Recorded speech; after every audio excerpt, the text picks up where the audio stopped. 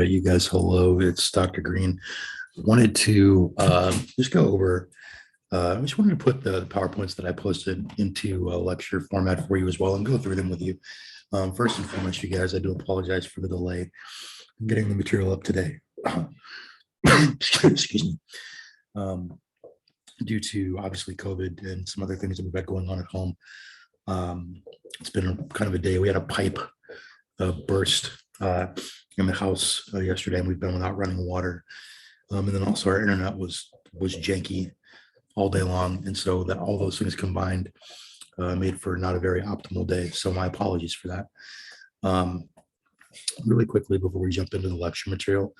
For the first PowerPoint, let me just walk you guys through a couple of things, right? So you saw in the announcement that I posted this morning that you had a to-do list, right, for the first week that included posting an introduction of yourself. Excuse me. I know that some of you have posted saying that you can't, there's issues with the video or what have you. That's fine. As long as you're putting things online, that's really what I'm looking for. As long as you're getting that introduction up. Once again, obviously, I do prefer a video because names are not my strong suit. Sorry, you guys. Names are not my strong suit, and it helps me. But yeah. Anyway, for those of you that are doing that, I really appreciate it. So let me I'm going to show you guys a couple of things here real quick. So you'll notice if you look at Moodle, okay, let me just explain what's going on here. So you got the lectures up, right? So the lectures are here on Moodle. Quiz 1 is live. Quiz 2 will open tomorrow for you guys. Tomorrow, since excuse me, I'm gonna end up coughing through this entire thing. So you guys, I apologize in advance. I'm really sorry. So I should be able to obviously get the content for Thursday up tomorrow. I just have some administrative things I've got to take care of tomorrow, but I should still have the time to get the stuff up for the cardiovascular and respiratory unit that will start on Thursday. But sorry, back to this. Okay, first quiz is live and ready for you. Obviously, watch the lectures and go through the PowerPoints before you take that quiz. There's a discussion forum as mentioned in the announcement this morning. Okay, please reply to this prompt with an original post and reply to 2 of your classmates as well, please. So having said all of that, let's get into the lecture. Okay, and we'll get through this and we'll let you guys have a good night. Okay, so here we go. Okay, guys, an intro to med term. Excuse me. So kind of like we talked about, excuse me, in the video, one of the videos I posted a few days ago. Medical terminology has generally been relegated as a class that really kind of goes over the memorization, so to speak, of prefixes, suffixes, combining terms to help you make sense of medical terminology and to help you learn those things, right? So that you can reproduce that language in your clinical practice. However, based on my experience as a practicing clinician, like there's so much more to medical terminology, right, than just terms. So this is a skill, right? And it's not just a skill, but it's something that encompasses literally everything you do, from the way that you write your clinical notes when you see a patient, to what codes you attach, to how you bill, right, to how much money the patient gets charged for a bill, right? All of these things tie right into medical terminology, particularly when we talk about coding. Okay, but so the world of medical terminology, right? So medical terminology has continued to obviously evolve and change, but the people that started it were quite frankly the Greeks and the Romans, right? And so the primary languages that medical terminology is delivered in and was delivered in, particularly when these terms were created, was Greek and Latin. Right now, clearly, there was a physician, a Persian physician by the name of Avicenna, that actually also influenced medical terminology as well and provided some terms. But the vast majority of the roots that we utilize in everyday practice still come from Latin and Greek. Excuse me. So the language obviously has changed and evolved over time due to the influence of obviously English influences and German influences. But the roots are still the same. So what if I told you that today, right now, there and now even more, right? And we'll talk about this in a second, but there's over 170,000 medical terms, right? Over 80,000 names for medicines, 10,000 names for anatomical structures. I've taken a lot of anatomy in my life. That's a lot of freaking structures. Like there's no way that I could, well, maybe I don't know, that I can memorize that many structures. That's a lot, right? There's over 20,000 names for physiologic functions and mechanisms, right? And then obviously, based on the diseases, disease names, surgical procedures, those types of things. Excuse me.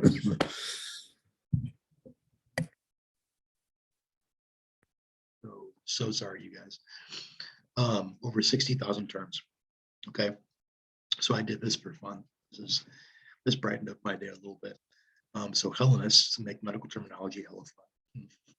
Anyway, that's Hippocrates. If you don't know who that is, right? That's Hippocrates, and that's some sort of Hellenist structure from back in the day. I don't really know a lot about it. But yeah, that's Hippocrates, and he had hella fun with medical terminology.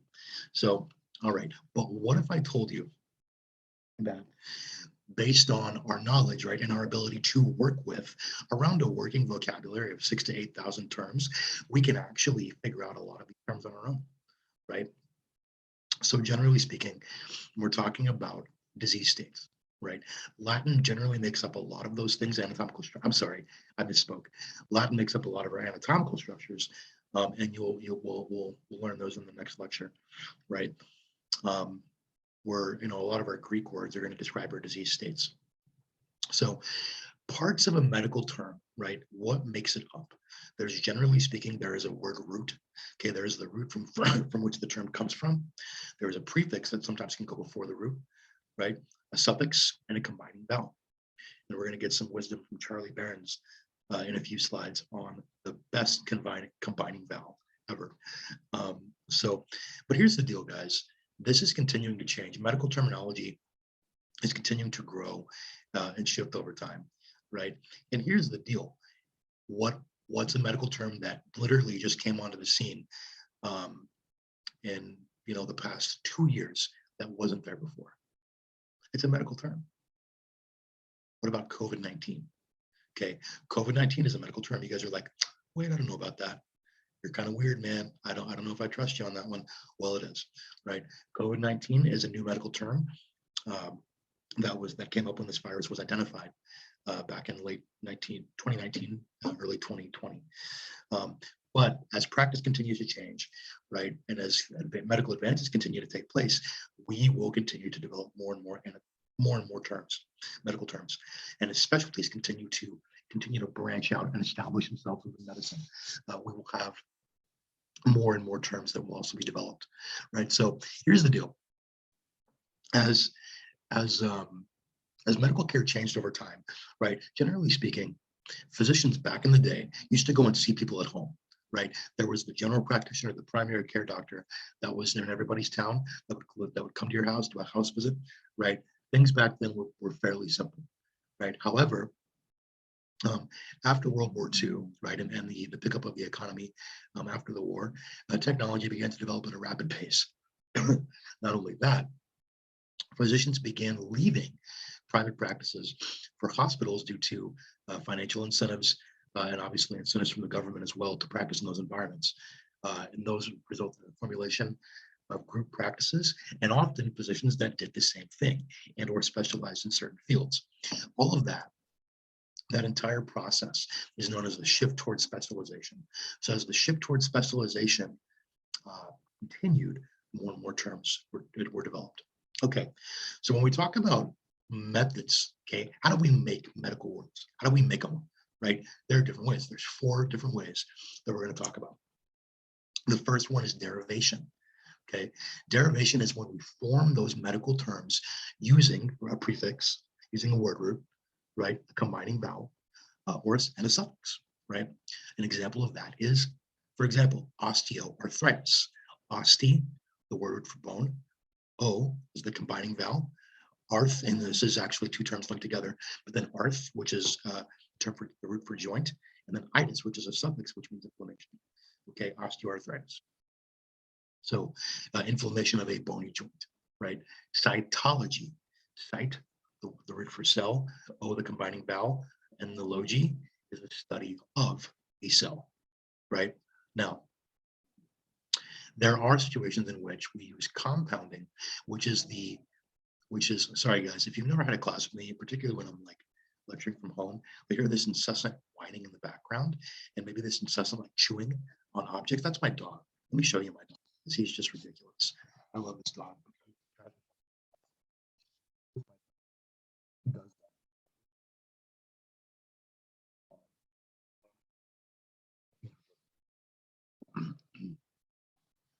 Anyway, so compounding, right? Words like blood pressure, that's a medical term. Blood donor, okay, gallstone. These are all these are all English words. And sometimes we use hyphens to kind of describe these words, like pseudo gout, sometimes as well, right? So these are also medical terms, right? So there are times where, throughout history, where we've developed medical terms based on very long diseases, right, that we've developed into acronyms, and we use multi-word phrases often that are often developed or turned into abbreviations. Okay, so an example of that is acquired immune deficiency syndrome, AIDS, right? SARS. Okay, severe acute respiratory syndrome. There's probably going to be one for COVID, because I don't remember the multi-word phrase for COVID right now. I don't. I wish I did, but I don't. Abbreviation. So this is another way of formulating words. Okay, this is shortening a word phrase. There are two types of abbreviation, though. Sorry. Two types of abbreviation. Okay, the first one is acronym. We'll take a word and simply divide that up into two letters based on the first letter of each word.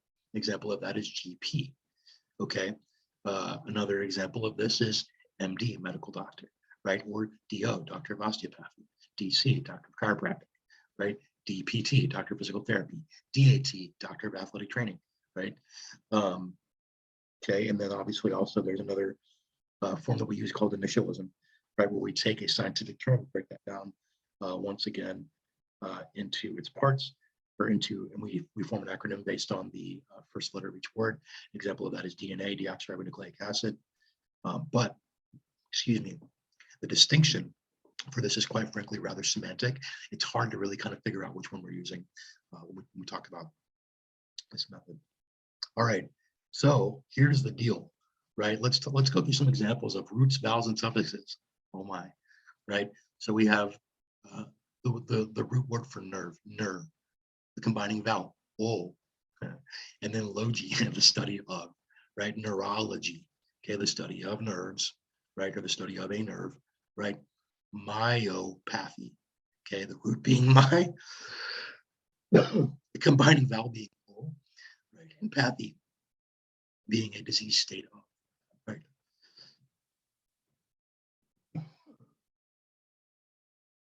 Like a vault. Sorry, guys. Okay. COVID is no joke. Like, it punched me in the face last night, and it was zero fun, sir, at all. All right. Okay. Yeah, myelo. Okay, myel is the word for spinal cord. Now, here's the deal. Where's the vowel? Well, in this case, okay, if we're going to talk about the term inflammation of the spinal cord, myelitis, we drop the combining vowel because we have a vowel at the beginning of a suffix, myelitis. There's a condition called transverse myelitis, where the spinal cord becomes actually inflamed at a certain level, where the meninges and the dirt around the spinal cord actually get inflamed, and the spinal cord itself actually gets inflamed. It's pretty crazy. I've actually seen it. I don't want to go into too big of a rabbit hole, but a friend of mine actually had this, and he called me and asked me to come over to his house and take a look at him because he was worried. This guy had just gross neurological changes to his reflexes, drastic gait changes, and changes to balance, and he ended up in the hospital, over in St. Paul at Regions. But yeah, anyway, crazy stuff. Cardiac. Okay, the "ac" suffix pertaining to cardi is the root word for heart.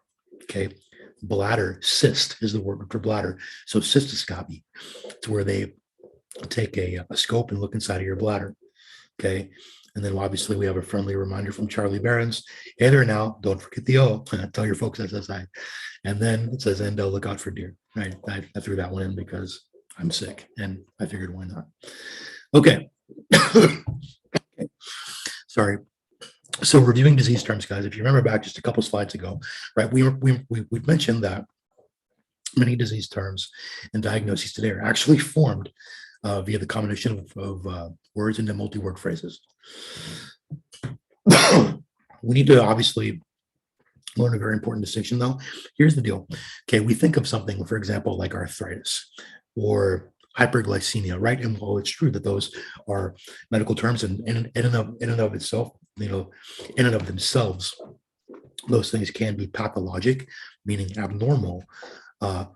Oftentimes, those words, okay, for example, hyperglycemia pertaining to high blood sugar, high sugar, right? Hypertension, high tension, high, pressure within the vascular system. All of those things actually are combined. Those three together are combined into a triad to make up metabolic syndrome, right? So we form. Sorry, you guys. This is rough. Those words are formed via derivation, but all of those things are included in a larger disease picture, right? Another example of that is heart disease.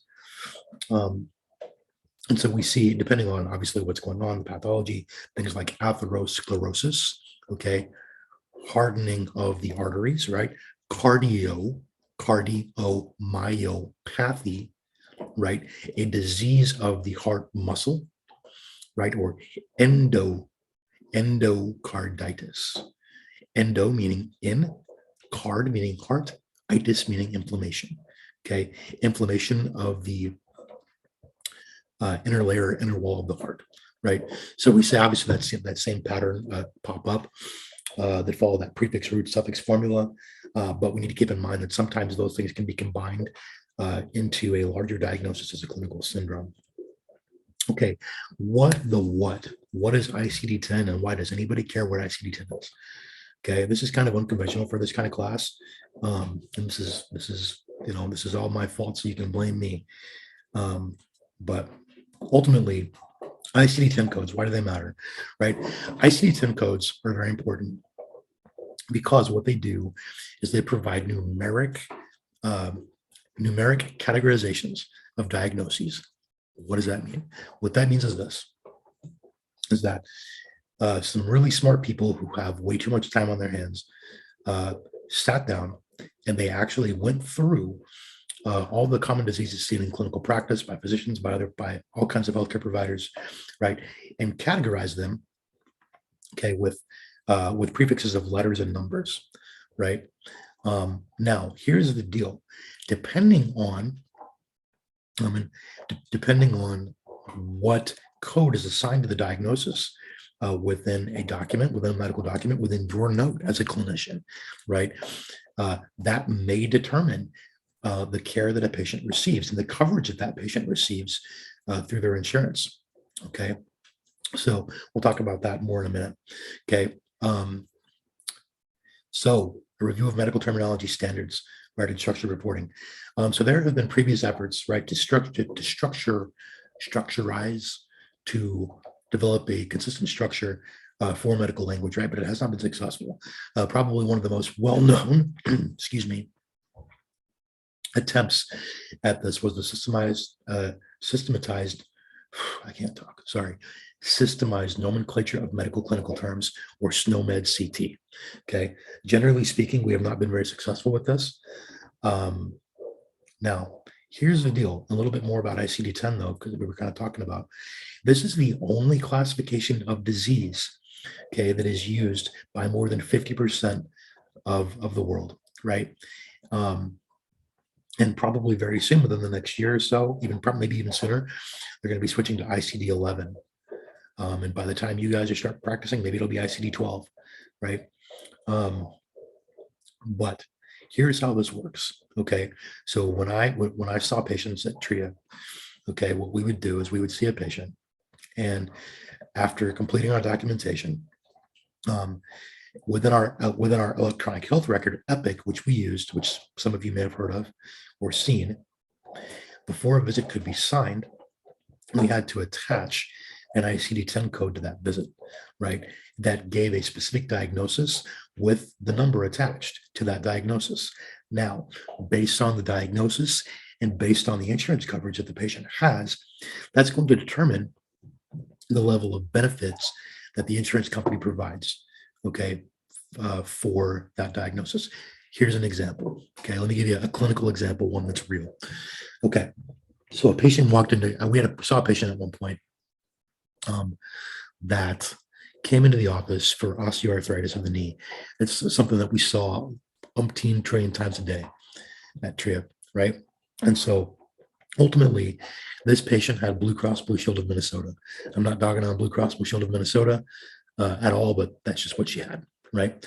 And so came in and was in a lot of pain, having a lot of medial knee pain, and was asking for an injection. And so we checked on her insurance prior authorization, and unbeknownst to her and unbeknownst to us at the time, because we didn't know really what her goals were for the visit, she couldn't have an injection because her insurance, because she had Blue Cross Blue Shield of Minnesota, dictated that she had to have 6 weeks of physical therapy prior to attempting an injection. So lo and behold, we told her that. She wasn't happy. She went through 6 weeks of physical therapy that didn't work, didn't help her at all, and then ended up having a high hyaluronic acid injection, which did work. Ultimately, sidebar, these injections, they'll work for some people and won't work for others, depending on the level of the disease, on the level of the arthritis that's present, will dictate, generally speaking, how successful those injections are. Generally, they're not successful with more advanced arthritis. Generally, with mild or moderate arthritis, they can be a little bit more successful. Okay. Sorry, JK. I almost said ICD-10, but that's not what I was going to say. CPT codes. Okay, the Centers for Medicare and Medicaid Services. Okay, this is even for private insurers. Okay, this is who holds the purse strings, and this is who decides what you get paid and how much. This is who sets the rules for that. Excuse me. So ultimately, CMS maintains a list of CPT codes that they update yearly, right? That essentially lay out current procedures that are covered by not only Medicare, Medicaid, but private insurers, and also they lay out the fee structure for those procedures as well. Okay, and they fall into different services like clinical laboratory services, physical therapy services, OT, speech language pathology, radiology, and then radiation therapy as well, just to name a few, right? So, and we'll talk a little bit more about this, but this is who essentially makes the rules. Okay, we're getting down to only a couple more slides here in this lecture. Sorry, guys, for my voice. I mean, I'm trying to get through this for you guys. It's just coughing a lot. Okay. Here's the deal, and this is going to be reflected in the discussion board for this week too, right? So the impact of medical terminology on self-triage decision making. Okay, first of all, medical terminology, right? So, and then how does that impact how patients make decisions about when to seek care? So, for example, first of all, one thing you need to know, the word triage, so it's actually a French word, triage, right? And it actually means sorting. It's French for sorting. All right. So ultimately, triage is that term is kind of evolved present day to essentially kind of determine sorting who gets taken care of when, whose injuries or whose problems are more severe than others, and how does that determine how they get cared for. But check this out. Okay. If you're talking to a patient, okay, or a patient is reading something, and what they found in this study by D'Angelo and Humphreys is that for disorders for which medical terminology has been more recently established, participants reported that they would seek care more urgently when the disorder was presented using a medical label, meaning it was perceived as more severe or more urgent, okay, versus a lay disease label. Okay, for example, on the example they give is seborrheic dermatitis versus chronic dandruff. It's the same thing. But if they say, well, I'm sorry, Mr. Johnson, you have seborrheic dermatitis, Mr. Johnson's going to go, oh my gosh, I have to see a doctor right now, like a dermatologist right now. But if you told him, I'm sorry, Mr. Johnson, you have chronic dandruff, well, it's not that bad. I'll just go to Target and get some salsa and blue. Look, do you see the difference, right? Excuse me. There's essentially there's an impact of the words we use, right, on patients and how they perceive the severity of their illness, right? And that can be influenced, obviously, their ability to self-triage or seek medical care can be influenced by the words we use. Okay, check it out. So as a clinician to be, your job, okay, and I know it's crazy hard because you already have 10 million things to learn. Trust me, I felt this way too. But your job as a clinician is to become a freaking amazing listener. Not only that, you've got to be a crazy good communicator and translator. You've got to be able to go back and forth. You've got to be able to live in both worlds between the medical language and plain language, okay? You have to be able to take a term, break it down, and put your patient at ease. Because medical terms, at times, when patients don't know what they mean, they scare the crap out of patients. Okay. So here's the deal, though. Kind of a crazy thing. All right. Medical terms, as they're introduced into society, and as society continues to have more exposure to them, right, actually end up becoming part of the general language structure within a population. Okay, and the same study that we were actually no, it's not the same study, but a previous study that's in the reference list for this lecture actually tells us that scientific language, okay, and within that is medical language, makes up 75% of written and printed material. Okay, for example, you can imagine, okay, let's say, for example, if we had a book and we wrote that book in 1895. Okay, just throwing that out there, when there were really only very few options for surgical procedures, and there were no options for someone with surgical procedures who had a heart problem. Okay, there would be no way for that person to receive care. So if in 1895 we utilized the term cardiology within a general population, within the lay population, they'd be like, well, I'm sorry, sir, I have no idea what cardiology even means. Okay, whereas now, if you pick up a book from Target or wherever you go to the store and you pick one up off the rack by the register, if you see cardiology in there, that term has worked its way into general language so that it freely circulates within society. Okay, but it takes time for that to happen. And as a clinician, it's up to you to kind of make that process more digestible for patients and explain things when they have questions and kind of help quell some of that anxiety. Okay. So there's an intro, guys. That's the references for this. Yay, fun. So on to the next one, guys. See you in a second.